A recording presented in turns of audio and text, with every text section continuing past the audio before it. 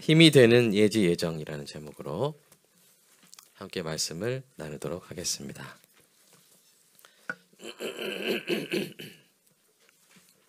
본문을 함께 읽겠습니다. 시작. 하나님이 미리 아신 자들을 또한 그 아들의 형상을 본받게 하기 위하여 미리 정하셨으니 이는 그로 많은 형제 중에서 맏아들이 되게 하려 하심이니라. 아멘. 우리의 마음밭을 위해서 함께 기도하겠습니다. 사랑의 아버지 하나님, 설교자가 성령님의 인도하심으로 성경을 정확하게 설교한다면 성도가 듣는 것은 설교자의 말이 아니라 하나님의 말씀이며 성도가 마음속에서 듣는 음성은 그리스도의 음성인 줄 믿습니다. 설교 듣는 일에 제일 되는 목표는 내 자아의 욕구를 만족시키는 것이 아니라 나의 관심을 하나님께 합당하게 돌려서 하나님을 보고 기뻐하여 하나님께 영광을 돌리는 것임을 고백합니다. 이제 설교를 통해 오늘 나에게 주시는 하나님의 말씀을 받을 때 내 마음이 옥토가 되게 하시고 성령님의 조명하심으로 오해 없이 겸손하게 받아 회개할 것은 회개하고 위로받을 것은 위로받고 배워할 것은 배움으로써 백배의 열매를 맺게 하소서. 예수님의 이름으로 기도합니다. 아멘. 이번 설 연휴 때 제가 이제 이런 프로그램을 알게 됐어요. 피지컬 100이라는 프로그램을 보게 됐습니다. 그 주제는 가장 완벽한 또는 최고의 피지컬은 무엇인가 연구하는 것이라고 하더라고요. 최고의 피지컬의 구성 요소는 힘과 지구력과 스피드, 정신력 등이었는데요. 저는 이제 두 가지 사실이 인상 깊었습니다. 첫째는 그 100명 중에 1등을 한 참가자가 이게 1등 했을 때 뭐라고 하냐면 하나님께 감사드린다, 이렇게 하나님께 영광을 돌렸다는 사실에서 놀랐고, 두 번째는 우리가 이제 피지컬 하면 조각 같은 이렇게 몸 생각하잖아요. 근데 그분의 몸을 보니까 정말 친숙하더라고요. 네. 그래서 지방이 적당히 몸을 두른 그런 모습이었다는 그 사실이 기억이 납니다. 예. 여러분, 피지컬 100의 주제가 완벽한 피지컬이라면 지난주부터 우리가 보는 로마서 8장의 주제는 완벽한 사랑입니다. 피지컬 100에서는 100명의 참가자가 자신의 가진 피지컬을 뽐내면서 겨루지만 로마서 8장은 오직 하나님의 사랑을 자랑합니다. 누군가의 피지컬은 그를 위해서만 좋은 것이지만 하나님의 완벽한 사랑은 우리 모두를 위한 것입니다. 그러므로 오늘부터 우리는 이 사랑이 완벽할 때, 우리를 위한 사랑이 완벽할 때 어떤 모습인지 기쁜 마음으로 살펴보도록 하겠습니다. 자, 우리를 위한 하나님의 완벽한 사랑은 무엇으로 시작할까요? 본문을 다시 한번 읽어보겠습니다. 시작. 하나님이 미리 아신 자들 또한 그 아들의 형상을 본받게 하기 위하여 미리 정하셨으니 이는 그로 많은 형제 중에서 맏아들이 되게 하려 하심이니라. 아멘. 자, 하나님의 완벽한 사랑의 시작, 그것은 뭐예요? 미리 아십니다. 미리 아십니다. 그래서 수연이가 이제 학교 이제 어디가 이번에 그 학교 갔는데 선생님이 만약에 딱 봤는데 수연아 하면 깜짝 놀라겠죠. 네. 민영아 깜짝 놀라겠죠. 네. 그 선생님이 너 미리 이미 알고 있어. 네. 기다렸어. 이러면 약간 뭉클하겠죠. 네. 그런 것처럼 하나님은 우리를 미리 아셨습니다. 이것을 한자어로 예지라고 합니다. 예, 미리 지, 아셨다. 이 예지란 말은 시간의 그래프 속에 있는 사람의 관점에서 볼 때 어떤 대상 또는 사건을 그 대상 또는 사건이 속한 시간의 좌표 이전의 시점에 미리 안다는 뜻이죠. 예지를 이처럼 넓게 해석하면 사실 오해가 생길 여지가 있습니다. 예지를 어떤 일이 일어나기 전에 그 일을 미리 아는 것으로 해석을 하면 하나님이 성도를 아시는 것이 그가 나중에 믿을 것을 미리 아시는 것으로 생각할 수가 있어요. 내가 나중에 믿을 거기 때문에 내가 얘를 구원하겠다, 그렇게 생각할 수가 있는데 그것이 아니라 오늘 본문은 뭐라고 말하냐면 하나님이 어떤 사람이 미리 할 일을 미리 아신다고 말하는 것이 아니라 그냥 어떤 사람을 미리 아신다고 말하고 있습니다. 미리 아신 자, 즉 본문이 말하는 예지의 대상은 어떤 사람의 행위가 아니라 그 사람 자체를 미리 아셨다는 거예요. 그 사람 자체. 그러니까 어떤 사람이 믿을 것을 아시는 것이 아니라 오히려 어떤 사람을 미리 아시고 그를 구원하기 위해서 믿음을 선물로 주시는 것입니다. 이것이 우리를 구원하신 하나님의 완벽한 사랑의 시작입니다. 그러니까 우리는 시간의 틀에 매여 있죠.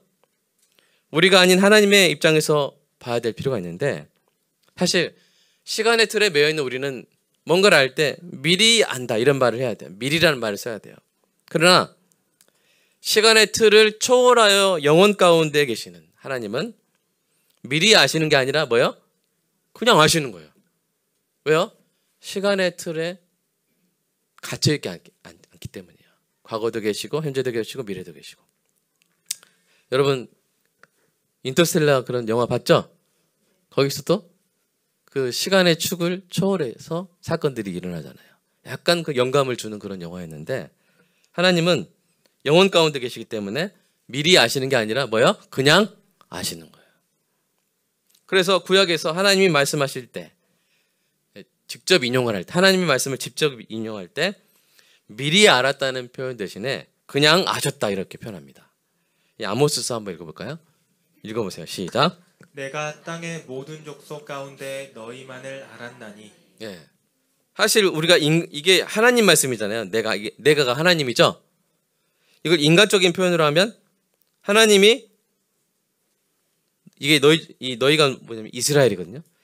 이스라엘을 미리 아셨대 이렇게 우리가 간접 인용할 때는 그렇게 말해야 되는데 하나님이 직접 아실 때는 하나님은 시간을 초월해서 존재하시는 분이기 때문에 내가 너희만을 알았다 이렇게 말씀하셔도 되는 거예요. 그리고 이 표현이 하나님 입장에 사용될 때 아주 특별한 의미를 갖게 됩니다. 여러분 하나님이 이스라엘에게 너희만을 알았다 이 말이 내가 너희 말고 다른 민족은 몰랐다 그런 말일까요? 왜냐하면 하나님은 전지하신 분, 다 아시는 분이기 때문에 그렇게 해석할 수가 없어요. 이것은 구약에서 하나님이 어떤 대상을 아셨다. 이것은 뭘 의미하냐면 하나님이 선택하신 사람들에 대해 특별히 쏟으시는 언약적 사랑을 의미합니다. 그러니까 방금 전에 본 아모스서에서 그런 뜻으로 사용된 거예요. 그러니까 우리가 영어로 번역된 것과 같이 보세요. 그러면 우리가 번역을 한글로는 알았나니 했죠. 내가 알았다. 근데 영어로는 뭐로 번역했어요? 조선이 아닙니다. 저거. choose, chosen. 네. 뭐예요? 네? 선택했다. 네? 내가 선택했다 이 말이에요. 그러니까 알았단 말은 다 아시는 하나님이 내가 너만을 알았다 말은 뭐예요? 내가 너만을 선택했다는 뜻인 것입니다. 그렇게 해석하는 거예요. 신약에서도 마찬가지입니다. 인간의 입장에서 볼 때 모든 사람을 아시는 하나님이 누군가를 미리 아셨다라고 표현하는 것은 그를 뭐했다? 선택했다는 거예요. 자, 로마서 11장 2절 한번 읽어볼까요? 시작. 하나님이 그 미리 하신 자기 백성을 버리지 아니하셨나니 너희가 성경이 엘리야를 가리켜 말한 것을 알지 못하느냐. 그가 이스라엘을 하나님께 고발하되. 하나님이 그 미리 하셨다. 그것은 뭐예요? 선택하셨다는 거예요. 이런 표현을 사도 베드로도 사용합니다. 베드로전서 읽어볼까요? 시작. 예수 그리스도의 사도 베드로는 본도, 갈라디아, 갑바도기아, 아시아와 비두니아에 흩어진 나그네 곧 하나님 아버지의 미리 하심을 따라 성령이 거룩하게 하심으로 순종함과 예수 그리스도의 피 뿌림을 얻기 위하여 택하심을 받은 자들에게 편지하노니 은혜와 평강이 너희에게 더욱 많을지어다. 네, 본도, 갈라디아, 갑바도기아 여기 소아시아 지역 이름이거든요. 거기에 흩어진 나그네가 어떤 사람들, 이 성도가 어떤 사람들이냐면 하나님이 미리 아신 자들이라는 뜻이에요. 이 말은 뭐예요? 하나님이 선택하신 자들이라는 것이죠. 그래서 몇몇 번역본들은 이렇게 번역해요. 하나님이 미리 아신 자들을 하나님이 미리 마음을 쏟은 자들 이렇게 표현합니다. 그 다음에 하나님이 처음부터 표시해 둔 자들 이렇게 번역하는 사람도 있고 하나님이 특별히 오래전에 택하신 자들 이렇게 번역한 성경도 있어요. 여러분 오늘 그 순복음 교재에는 제가 써놨습니다. 결국 하나님의 미리 하심은 하나님이 사랑하실 대상을 영혼 속에서 선택하셨다는 것을 의미합니다. 이 얼마나 놀라운 위로입니까? 여러분이 예수님을 믿음으로써 하나님의 사랑을 입은 것은 여러분이 하나님을 선택했기 때문이 아니라 여러분이 하나님을 알기도 전에 하나님이 여러분을 선택했기 때문입니다. 이는 그 어떤 사랑의 시작보다 완벽합니다. 이 사실을 예수님이 말씀하셨어요. 읽어볼까요? 시작. 너희가 나를 택한 것이 아니요 내가 너희를 택하여 세웠나니 이는 너희로 가서 열매를 맺게 하고 또 너희 열매가 항상 있게 하여 내 이름으로 아버지께 무엇을 구하든지 다 받게 하려 함이라. 예, 내가 너희를 택했다. 여러분이 연애를 한다고 생각해 보세요. 근데 너무나 아름다운 사람, 너무나 멋진 사람, 착하고 훌륭한 사람인데 내가 그 사람을 좋아하는데 내가 먼저 좋아한 줄 알았는데 나중에 알고 봤더니 그 사람이 나를 미리 알았고 나를 먼저 선택했고 나를 사랑했다는 사실을 알게 되면 얼마나 가슴이 떨리겠습니까? 제가 2000년도에 아내를 만났는데 이렇게 상담하다가 만났어요. 집단 상담하다 만났는데 딱 봤을 때 느낌이 딱 다르더라고요. 그러면서 그 특별한 느낌이 나중에 이제 사랑이란 걸 깨닫는데 시간이 걸렸는데 이런 사람을 내가 참 이렇게 만나는구나 하면서 참 행복했는데 결혼까지 했지 않습니까? 그런데 이사하다가 이만한 노트를 하나 발견했어요. 알고 봤더니 이 소선아 씨의 일기장이었습니다. 보니까 깜짝 놀랍게도 그 2000년도 일기장이 있더라고요. 근데 그때 제 이야기가 막 써 있는 거예요. 제 이야기가. 저를 좋아했더라고요.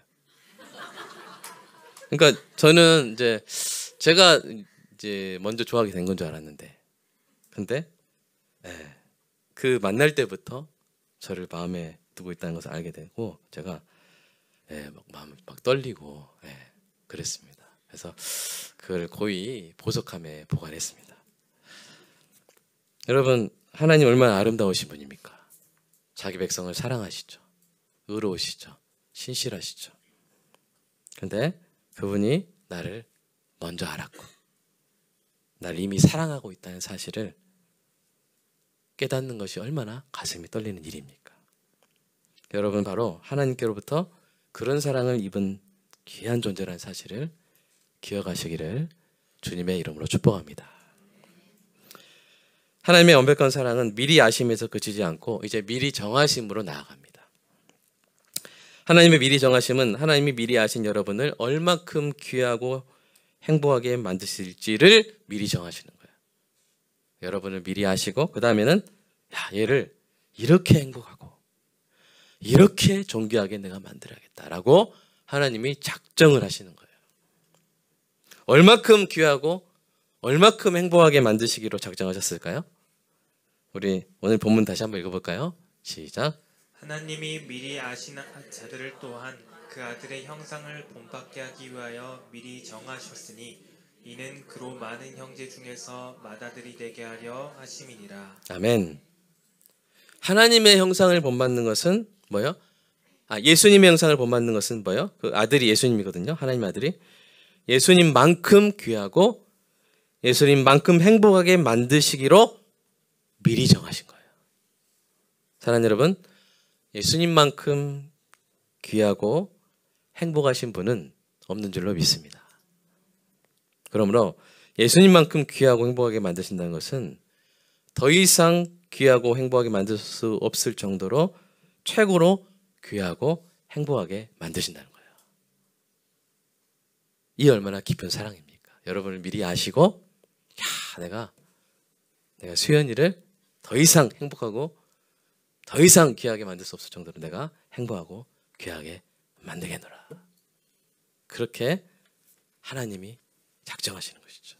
그리고 우리 민정이도 민정이도 그렇게 하셨기 때문에 이렇게 교회 나오게 된 줄로 믿습니다. 교회 나오는 게 쉬워요, 어려워요? 어려워요. 그 마음이 허락이 돼야 되는데 하나님이 그렇게 하신 줄로 믿습니다. 그래서 이 일을 위해서 하나님은 우리를 자녀로 삼으시고 예수님을 우리 중에서 맏아들이 되게 하셨다고 했잖아요. 저기 다시 말해서 예수님이 우리가 하나님의 자녀고 예수님이 하나님의 맏아들이면 예수님은 우리 형제님들의 뭐가 되는 거예요? 형님이 되는 거예요. 또는 형아가 되는 거죠. 그리고 우리 자매들의 뭐가 되시는 거예요? 오라비 또는 오빠가 되는 거예요. 그렇게 하셨습니다. 그러니까 여러분이 누군가를 사랑했을 때 그 사람을 가장 귀하게 만드는 건 뭐냐면 내 자식처럼 만드는 거죠. 그죠? 내 자식처럼 대하는 거죠. 맞습니까? 내 자식처럼 대하는 거예요. 그게 가장 큰 사랑이죠. 그러니까 하나님은 여러분을 미리 하시고 정하셔서 내 자식만큼 귀하게, 내 자식만큼 행복하게 하고 그렇게 해야겠다라고 정하신 분인 줄로 믿습니다. 우리는 비록 지금은 연약하고 지금은 노화의 과정을 거치고 있죠. 그러나 이렇게 될 것이라고 성경은 말합니다. 고린도전서 15장 시작. 우리가 흙에 속한 자의 형상을 입은 것 같이 또한 하늘에 속한 이의 형상을 입으리라. 하늘에 속한 이가 누구예요? 예수님의 형상을 입으리라. 하나님의 아들처럼 되리라. 자, 빌립보 3장 시작. 그는 만물을 자기에게 복종하게 하실 수 있는 자의 역사로 우리의 낮은 몸을 자기 영광의 몸의 형체와 같이 변하게 하시리라. 그래서 그는 누구예요? 예수님. 예수님의 영광의 몸의 형체와 같이 변하게 하실 줄로 믿습니다. 왜요? 우리를 사랑하시기 때문에. 미리 아시고 이렇게 행복하게 이렇게 귀하게 만들어줘야지. 이렇게 우리를 사랑하신 줄로 믿습니다. 그런데 이제 많은 사람들은 이런 사랑의 메시지인데도 불구하고 많은 사람들은 이 미리 정하심 이것을 예정이라고 하거든요. 아까 미리 아는 걸 뭐라고 했어요? 예지. 그 다음에 미리 정하심을 예정이라고 그랬어요. 근데 이것을 이제 약간 딱딱하게 받아들이는 사람들이 있어요. 이 예정의 교리에 대해서 의혹을 제기합니다. 이것은 대부분의 이 의혹들 어떻게 생긴 거냐면 우리는 시간의 틀에 갇혀 있지만 하나님은 그 시간의 틀을 초월해 계시죠. 그죠? 어떤 그 사고방식이 우리가 생각할 수 없는 차원이 다른 존재 양식으로 계시는 분의 사고방식이기 때문에 우리가 이해할 수 없는 것이 당연합니다. 여러분이 어떤 이 그림을 한번 그려보면 여러분이 그림으로 어떤 사람을 그리면 그것은 3차원의 존재입니까? 2차원의 존재입니까? 2차원이죠. 그렇죠? 길이 자 해서 가로 세로 해가지고 면적만 있죠? 그 2차원의 존재가 높이까지 해가지고 X, Y, Z축까지 해가지고 부피가 있는 존재를 이해할 수 있어요? 2차원의 존재가 3차원의 존재를 이해할 수 있어요? 없어요. 여러분이 이제 친구 중에 좀 차원이 다른 애 있죠? 그래서 4차원이다. 그런데 사고방식을 이해할 수 없다.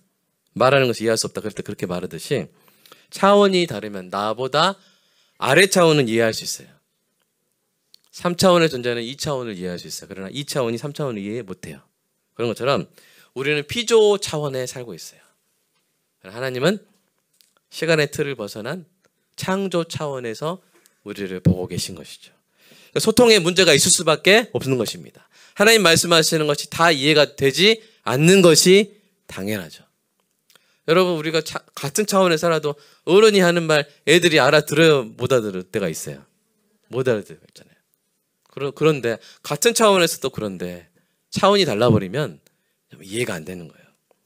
자, 그래서 이 하나님의 예정에 대해서 이런 차이 때문에 오해가 생기고 의혹을 제기합니다. 대표적인 세 가지 의혹을 살펴보면서 우리 예정 교리에 대해서 오해하지 않도록 그렇게 우리 자신을 준비시켜 보도록 할 텐데요. 첫 번째 의혹이 이겁니다. 한번 읽어볼까요? 시작. 하나님이 자기 마음대로 어떤 사람은 택하여 구원하고 어떤 사람은 버리시기로 미리 정하셨다면 하나님의 공의는 어디에 있는가? 예, 이런 의혹을 제기할 수가 있어요. 미리 정하셨다고? 어떤 사람은 미리 알고 또 예수님만큼 행복하게 교회 만들어야지 해놓고 어떤 사람은 그렇게 안 했다면 그럼 그 사람은 버리시기로 작정한 거 아닌가? 불쌍하다. 이게 하나님의 공의가 이거 제대로 작동하는 건가? 똑같이 해주셔야지. 왜 나만 사랑하시지? 이렇게 말할 수가 있어요. 여러분 사실 하나님의 공의가 공의로 우리 모두를 다스려 주시라 하면 결과는 뭐겠어요? 우리 모두가 멸망할 뿐입니다. 우리 로마서 3장 23절 읽어볼까요? 시작. 모든 사람이 죄를 범하였음에 하나님의 영광에 이르지 못하더니. 우리 처음 오신 분들은 잘 이해하기 힘들 수 있지만 하나님 어떤 기준이 있는데 거기에 도달한 사람이 없어요. 구원받기에 합당한 기준이 있는데 거기에 도달한 사람이 한 사람도 없어요. 그래서 다 멸망할 뿐이에요. 모든 사람이 죄를 범하여 다 멸망할 뿐이에요. 그러니까 하나님의 공의가 가장 쉽게 이루어지는 방법은 그냥 모두가 손잡고 같이 죽는 거예요.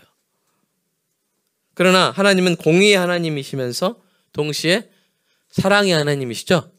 긍휼의 하나님이시기 때문에 모두 멸망할 이 인류 가운데 어떤 사람들을 택하시고 구원하시기로 미리 정하시는 거예요. 근데 그것은 그 멸망당할 인류 가운데 몇 사람이 나는 구원해 줘야 되지 않나요? 하고 있는 권리가 있어서 그렇게 해주시는 것이 아니라 어떤 권리도 없지만 하나님께서 주권적인 사랑으로 미리 아시고 미리 정하셔서 구원해 주시는 거예요. 주권적인 사랑 때문이죠. 사도 바울은 그것을 이렇게 표현합니다. 같이 읽어볼까요? 시작. 그런즉 하나님께서 하고자 하시는 자를 긍휼히 여기시고 하고자 하시는 자를 완악하게 하시느니라. 예. 하나님이 하고자 하시는 자, 이게 하나님의 뜻이죠. 하나님의 뜻대로 긍휼히 여기시고 하나님의 뜻대로 완악하게 하신, 그 복음을 받아들이지 못하게 하신다는 거예요. 그것을 그렇게 허락하신다는 거예요. 우리는 하나님의 주권적인 사랑에 대해 반박할 수가 없습니다. 심지어 우리는 예를 들어서 박항 기사님이 우리 김진희 어디였죠? 예, 우리 집사님을 사랑해 선택해서 결혼했죠. 아니 반대일 수도 있지만. 근데 그래서 옆에 있는 다른 자매가 이건 불공평하다고. 왜 김진희냐고. 왜 내가 아니고. 근데 또 다른 자매가 맞다고. 박항일 저기 선배는 아주 불공정하다고. 정의롭지 못하다고. 왜 김진희냐고 이렇게. 그 과에서 전체 자매들이 힘들어했다는 제가 만들어낸 이야기겠습니다. 사실은 아니고 제가 예화로 만드는 거예요. 여러분 그렇게 할 수 있습니까? 하물며 사람의 사랑도 그렇게 비판하지 못할진데 하나님은 주권을 가지신 분이에요. 절대 주권을. 절대 주권자의 주권적인 사랑에 대해서 사람이 반박할 수 있어요? 반박할 수가 없는 것입니다. 그러므로 이 주권적인 하나님의 사랑에 대한 가능한 질문은 하나님의 공의에 대한 의혹이 아니라 아주 개인적인 질문인데 그러면 하나님 왜 나를 선택하셨죠? 이겁니다. 많은 사람 가운데 왜 나를 미리 하시고 왜 나를 예수님처럼 귀하고 행복하게 만들기로 정하신 거예요? 왜냐하면 내가 더 나은 게 없거든요. 내가 다른 사람보다 더 나은 게 없어요. 똑같은 죄인이에요. 근데 왜 저죠? 이 질문은 할 수가 있죠. 그래서 성경을 막 찾아봅니다. 왜 나를 선택하셨죠, 하나님? 막 찾아봐요. 대답이 없어요. 대답이 없어요. 옛날에 가을동화인가? 그런 드라마가 있었습니다. 거기에 이제 원빈이 송혜교를 좋아해요. 그 원빈의 역할을 한 사람이. 근데 송혜교는 그 사랑을 떨쳐내야 돼요. 그래서 송혜교가 뭐라 말하냐면 정말 나를 사랑한다면 나를 사랑하는 이유 3가지. 나를 사랑해야 되는 이유 3가지 말해보라고. 그럼 내가 마음을 받아주겠다고. 그럼 원빈의 그 이글거리는 그 눈빛 생각나십니까? 그 잘생긴 얼굴에. 막 그렇게 뭘 말하려고 하는데 말해요 못해요? 드라마 안 봤군요. 가을 동안지 겨울 동안지. 송승헌 그 오빠로 나오잖아요. 네. 근데 원빈이 말을 해요 못해요? 네? 오빠 나 진짜 사랑하는 이유 3가지만 말해봐. 왜 나야? 그러니까 말해요 못해요? 말을 못해요. 왜 송혜교가 그렇게 했냐면 누구한테 들은 거예요. 진짜 사랑하면 이유를 말 못한대. 그러니까 그 사람 떨쳐내고 싶으면 그렇게 물어봐. 대답 못하면 그러면 그렇게 떨쳐낼 수 있어. 그렇게 해서 그렇게 말했는데 진짜 원빈이 정말 사랑했기 때문에 이유를 말을 못한 거예요. 그러니까 여러분이 아내가 남편이 서로 한번 물어보세요. 왜 나 사랑했어? 근데 남편이 말 못하잖아요. 극단적으로 둘 중에 하나입니다. 근데 좋은 쪽 하나는 뭐예요? 정말 사랑하기 때문에 순전하게. 누군가를 택하여 사랑하는 데 이유가 있다면 사실은 그것은 완벽한 사랑이 아니죠. 당신 돈 많잖아. 당신 잘생겼잖아. 당신 몸이 좋잖아.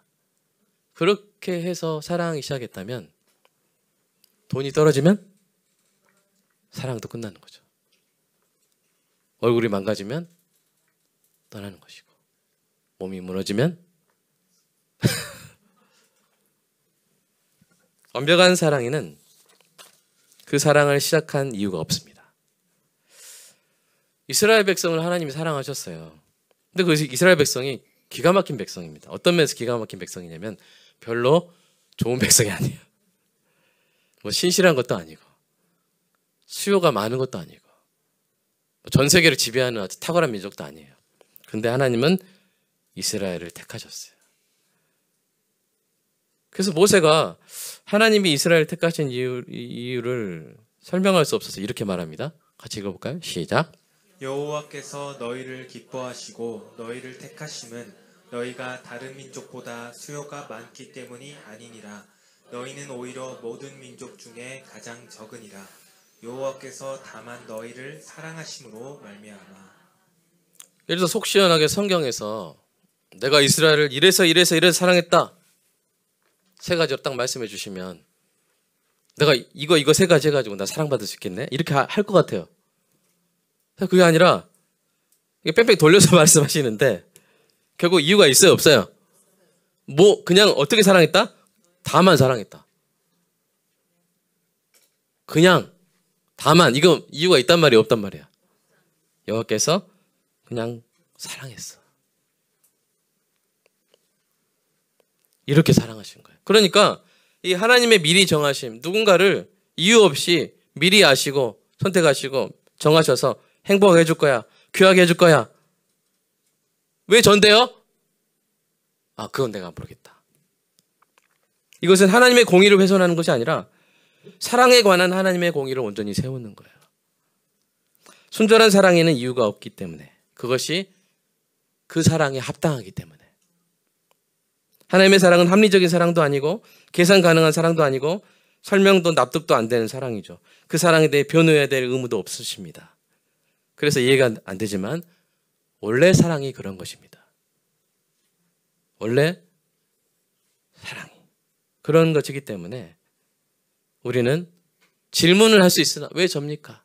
그러나 하나님이 대답 안 하시는 것에 대해서 우리가 오히려 나 이렇게 깊게 사랑하시는구나. 우리가 이렇게 그렇게 이해해야 합당할 줄로 믿습니다.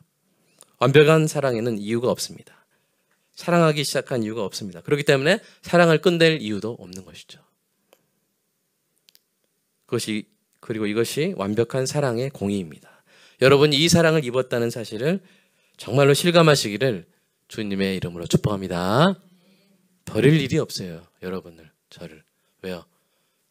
사랑을 시작한 이유가 없기 때문에 그 사랑을 끝낼 이유도 없는 것입니다. 자, 두 번째 의혹입니다. 읽어볼까요? 시작. 예정을 믿으면 인간의 자유를 부인해야 하는 것 아닌가? 다 미리 정하셨다고요? 그러면 저는 자유가 없는 거네요. 제가 내일 중국집 가서 짜장면 먹을지 짬뽕 먹을지 다 정해놓으신 거 아니에요? 그럼 저희가 무슨 자유가 있는 것이죠? 이렇게 말하는 거예요. 너무 지나치게 확장해서 해석하는 것이죠. 사실은 그 반대입니다. 하나님이 우리를 구원하시고 죄의 속박에서 해방하지 않으시면 우리에게 자유가 없습니다. 우리에게는 하나님을 찾을 자유도 구원의 길을 선택할 자유도 없었어요. 우리는 죄와 저주와 죽음의 노예였습니다. 그런데 하나님이 우리를 선택하시고 우리의 죄값을 아들의 피로 다 치르심으로써 우리를 해방하기로 예정하신 거예요. 해방하기로 예정하신 것이죠. 그러므로 이렇게 놀라운 은혜로서 우리를 자유롭게 하신 하나님의 미리 정하심이 우리의 자유를 박탈한다고 말하는 것은 모순입니다. 여러분, 자유라는 게 뭡니까? 우리가 어떤 일을 할 수 있을 능력이 없는데 자유가 있다고 말할 수 있습니까? 우리 민정이 비행기 한 대 살 수 있어요? 그만 돈 있어요? 근데 비행기 살 자유가 있다고 말할 수 있어요? 아니에요. 하나님을 찾을 수 있는 자유가 없는 사람들한테, 능력이 없는 사람들한테 그들한테 자유가 있다고 말할 수 있어요? 없어요. 진정 우리가 예수 믿고 해방되어야만, 죄와 저주와 죽음의 노예 상태에서 해방되어야만 우리가 하나님을 찬양할 자유를 그때서야 얻는 거예요. 그 자유를 얻게 하실 것을 미리 정하신 것이죠. 예정되어 있다고 해서 그 사람의 삶이 하나님의 뜻 가운데 정말 가장 행복하고 귀하게 예정되어 있다고 해서 그 사람이 자유 없는 숨막히는 삶을 살 것이라고 생각하는 것은 오산입니다. 여러분, 예수님을 생각해 보십시오. 예수님은 십자가에 매달려 죽기로 예정된 삶을 살았어요. 모든 아기들은 행복하게 살기 위해서 태어나죠. 그런데 한 아기는 죽기 위해서 태어났어요. 그것도 가장 비참하게 십자가에서 죽기 위해서 태어난 아기가 있어요. 누구세요? 예수님이에요. 그 죽음이 예정된 아기예요. 예정이 우리의 자유를 말살한다면 예수님의 삶은 숨이 턱턱 막히는 속박으로 보여야 했습니다. 그러나 지금까지 그리고 앞으로도 온 우주에서 예수님보다 더 자유롭게 사신 분은 없었을 것이라고 저는 장담합니다. 예수님은 우리처럼 생계나 장래에 얽매이지 않으셨죠. 집도 없었는데 이에 대해 고민하신 흔적이 없습니다. 하늘이 그분의 지붕이었고 땅이 그분의 방바닥이었어요. 예수님은 권력 앞에서 언제나 당당했고 어떤 욕망이나 두려움에도 속박되지 않았습니다. 그렇게 사심으로써 하나님의 예정이 결코 자유를 속박하지 않음을 몸소 보여주셨습니다. 우리는 시간틀 안에 있고 하나님은 시간틀 초월해서 계시는 분이기 때문에 하나님의 미리 정하심이 우리의 자유의지를 속박하지 않는다는 거예요. 그리고 오히려 더 나아가 하나님의 미리 정하심은 우리를 속박하는 것이 아니라 우리를 속박하던 것들을 속박하는 것입니다. 우리를 속박하던 죄의 권세를 속박하는 것이죠. 우리의 자유를 빼앗는 것이 아니라 우리의 자유를 빼앗은 것들로부터 되찾아 주시는 것입니다. 예수님이 말씀하셨어요. 읽어볼까요? 시작. 진리를 알지니 진리가 너희를 자유롭게 하리라. 아멘. 이 진리 가운데 하나님의 미리 정하심이 있잖아요. 하나님의 미리 정하심은 예수님이 말씀하신 진리 중 하나입니다. 하나님의 미리 정하심이 우리를 속박하는 것이 아니라 진정한 자유를 누리게 한다는 사실을 믿고 체험하여 아시기를 주님의 이름으로 축복합니다. 자유를 형식적인 개념으로 이해하는 것이 아니라 정말 실질적인 개념으로 이해할 때 여러분 정말 모든 살 자유를 돈을 안 주고 행사하라 하면 말이 돼요, 안 돼요? 안 되잖아요. 그러나 돈을 주고 자유롭게 사세요 하는 것은 말이 되죠? 하나님이 미리 정하셔서 우리에게 그런 영적 자산을 주심으로 말미암아 진정한 실질적 자유를 행사하게 하신 거예요. 그런데 어떻게 예정이 인간의 자유를 말살한다고 말할 수가 있습니까? 자, 세 번째 의혹을 살펴볼까요? 시작. 하나님이 구원하기로 정한 사람은 내가 전도 안 해도 어차피 구원을 받을 것이고 하나님이 구원하기로 정하지 않은 사람은 아무리 전도해도 소용이 없을 것 아닌가? 그러므로 예정을 믿으면 복음을 전할 힘이 사라질 것 아닌가? 여러분 좀 어렵습니다. 이해가 되시는 분 손 들어보세요. 네. 자, 뭐냐면 아니 하나님이 미리 구원하기로 정하신 사람이 있으면 내가 안전해도 전도 안 해도 구원받을 거 아니야. 또 구원하기로 정하지 않은 사람은 내가 아무리 전도해도 소용없을 거 아니야. 그러니까 전도할 필요가 없네. 이런 의혹을 제기할 수 있다는 것이죠. 근데 사랑하는 여러분, 하나님은 구원할 사람을 미리 정하실 뿐 아니라 그 사람을 누구를 통하여 구원하실지도 정하십니다. 그래서 우리의 전도 대상자가 구원받는 것만큼 중요하고 영광스러운 일이 뭐냐면 우리가 그를 위한 전도자로 쓰임받는 일이에요. 반대로 생각해 볼 수 있어요? 만약 하나님이 어떤 사람을 구원하기로 정하지 않으시면 어떻게 될까요? 만약 하나님을 찾지도 않고 하나님을 깨닫지도 못하는 상태, 형식적, 뼈다구만 남은 자유를 가진 사람들에게 우리 자신의 설득력으로 복음을 전해야 한다면 우리의 전도에 열매가 있을 것이라는 소망이 있을까요? 하나님을 찾지 못해요. 복음을 들어도 깨달을 수 없는 사람들에게 우리가 우리의 논리력으로 우리의 감화력으로 복음을 전해서 그가 예수를 믿게 해야 한다면 우리의 전도에 소망이 있을까요? 없어요. 우리는 그렇게 할 수 있는 능력이 없습니다. 여러분 시체에게 걸어보라고 할 수 있어요? 없어요. 그것과 마찬가지예요. 더 나아가 우리의 한마디 실수나 한 가지 잘못이 사람들을 예수님으로부터 멀어지게 만들고 그로 인해 그 사람들이 영원한 심판을 받게 된다면 그 끔찍한 결과에 대한 죄책감을 어떻게 감당하시겠어요? 그런 생각이 전도할 힘을 줄까요? 아니에요. 오히려 구원을 베푸신 분은 하나님이시고 하나님이 나를 통해 어떤 사람들에게 복음을 전하게 하시고 결국에는 회심의 열매를 맺게 하시는 것까지 하나님이 미리 정하셨다면 우리는 그 미리 정하심에 근거하여 끝까지 전도할 힘과 용기를 얻게 될 줄로 믿습니다. 마지막입니다. 하나님이 미리 정하신 사람, 그 아름다운 교리의 힘을 얻어 실질적으로 전도한 사람이 있어요. 방금 제가 말씀드린 그 교리의 힘을 얻어 전도한 사람이 있어요. 그가 그동안 힘을 얻었던 모든 동료와 떨어져 홀로 큰 도시에 들어갔을 때 그가 느꼈던 심정을 후에 이렇게 고백합니다. 같이 읽어볼까요? 시작.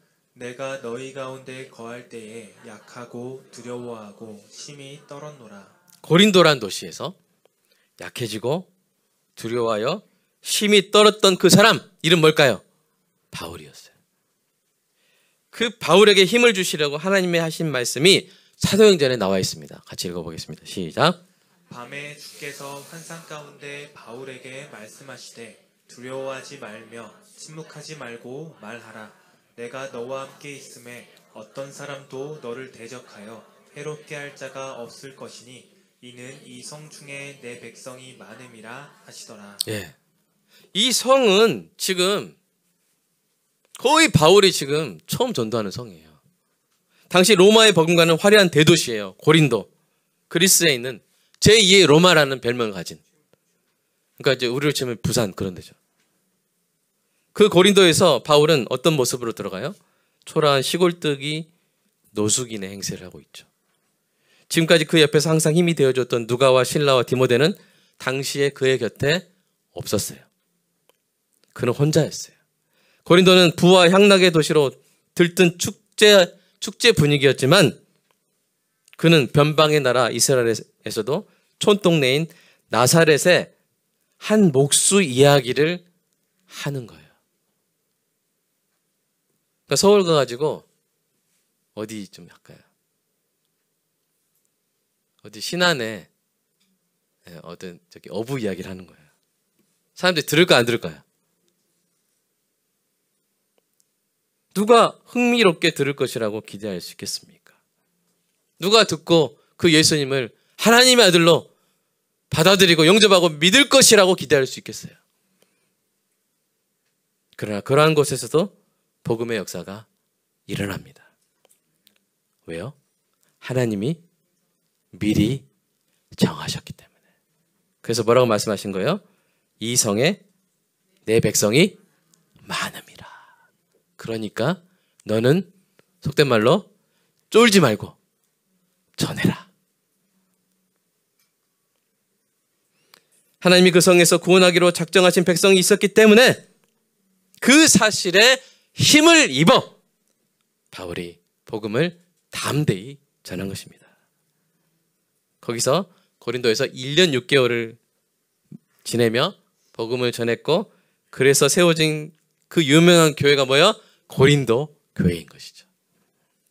사랑하는 여러분, 세상이 어떻게 변해도 전도가 불가능해지는 일은 없게 될 것입니다. 왜냐하면 사람을 구원하는 일은 우리의 능력으로 하는 일이 아니라 하나님이 미리 아신 사람을 하나님이 미리 정하신 대로 하나님이 부르시는 일에 미리 정하신 도구로 쓰임받는 일이기 때문이에요. 이 일은 전도에만 한정되는 일이 아니죠. 여러분이 힘들고 어려울 때, 하나님의 뜻 안에서 얻은 여러분의 비전이 실현 불가능해 보일 때, 전도 대상자가 듣지도 않는 것처럼 느껴질 때, 하는 일이 진전이 없는 것처럼 생각될 때, 여러분 기억하시기 바랍니다. 하나님이 여러분을 선택하여 하나님의 일을 하기로 정한 것. 하나님이 여러분이 하나님을 선택하여 하나님을 하기로 정한 것이 아니라 하나님이 여러분을 선택하시고 여러분이 할 일을 정하신 줄로 믿습니다. 그러므로 여러분은 반드시 열매를 맺게 될 것입니다. 이 말씀을 기억하십시오. 읽어볼까요? 시작. 모든 일을 이 뜻의 결정대로 일하시는 이의 계획을 따라 우리가 예정을 입어 그 안에서 기업이 되었으니. 아멘. 하나님이 여러분을 미리 아셨고 미리 정하셨습니다. 이 완벽한 사랑에 의지하여 오늘도 힘을 내시기를, 힘을 얻어가시기를 주님의 이름으로 축복합니다. 이 시간 함께 기도하겠습니다. 완벽한 사랑은 무엇인지 성경은 우리에게 말해줍니다. 그 사랑은 바로 나를 향한 하나님의 사랑인데, 그 사랑의 시작은 나를 미리 아신 것, 나를 선택하신 것이었고, 그 사랑의 계획은 나를 정하셔서 나를 가장 귀하고 행복하게 만드시는 것이었습니다.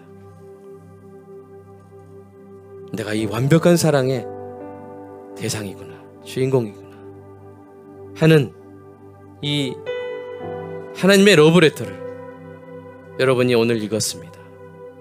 내가 너를 선택했다.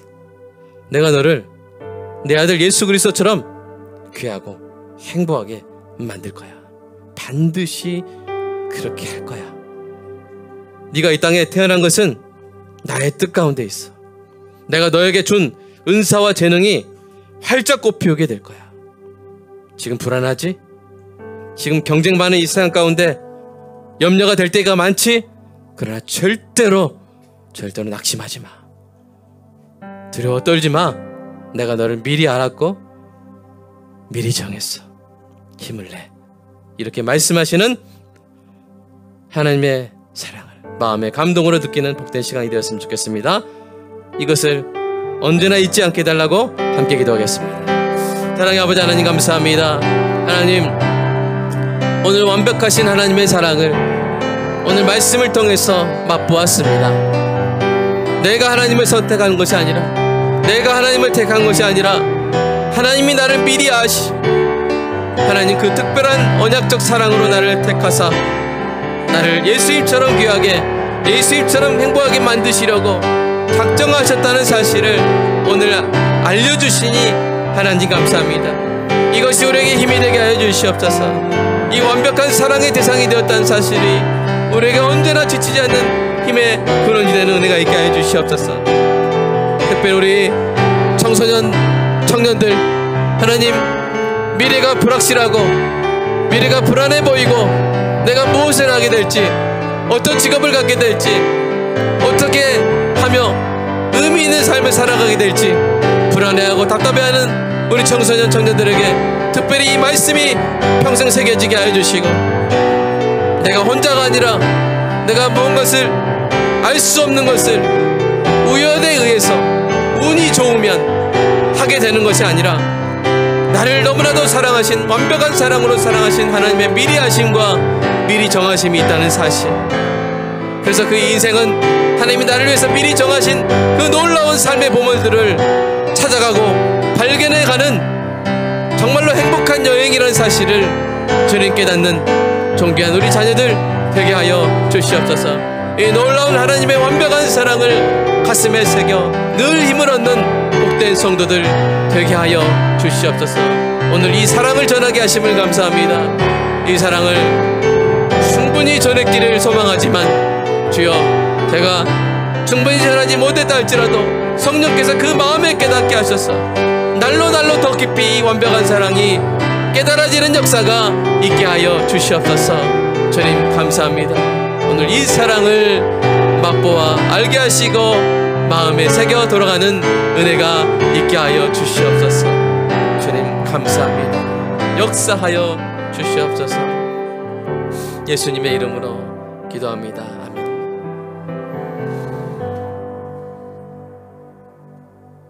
나를 미리 아셨고 나를 예수님처럼 귀하고 행복하게 만드시기로 미리 정하신 이 하나님의 완벽한 사랑을 온전히 깨닫는 은혜가 있게 하여 주시옵소서. 그래서 전도하는 일이 뜻대로 되지 않을 때, 또는 내가 이 땅에서 의미 있다고 가치 있다고 하나님의 뜻에 합당하다고 생각한 일이 생각보다 진전이 되지 않을 때에도 오늘 이 말씀을 붙들고 힘을 얻는 은혜가 있게 하여 주시옵소서. 그 화려한 도시 대도시 고린도에서 그 초라한 바울이 바로 이 말씀으로 힘을 얻었다는 사실을 기억하게 하여 주시옵소서. 이 성중에 내 백성이 많음이라 이 길 가운데 너를 위해 내가 정한 선하고 아름다운 뜻이 있노라 하신 하나님의 말씀을 기억하며 힘을 얻어 나아가는 존귀한 성도들 다 되게 하여 주시옵소서. 주님께 감사하는 마음으로 11조 감사헌금 주일헌금 드린 존귀한 성도들 위해 필요한 모든 것을 채워주시고 이 하나님의 완벽한 사랑을 더 깊이 깨닫는 은혜가 있게 하여 주시옵소서. 예수님의 이름으로 기도드리옵나이다. 아멘.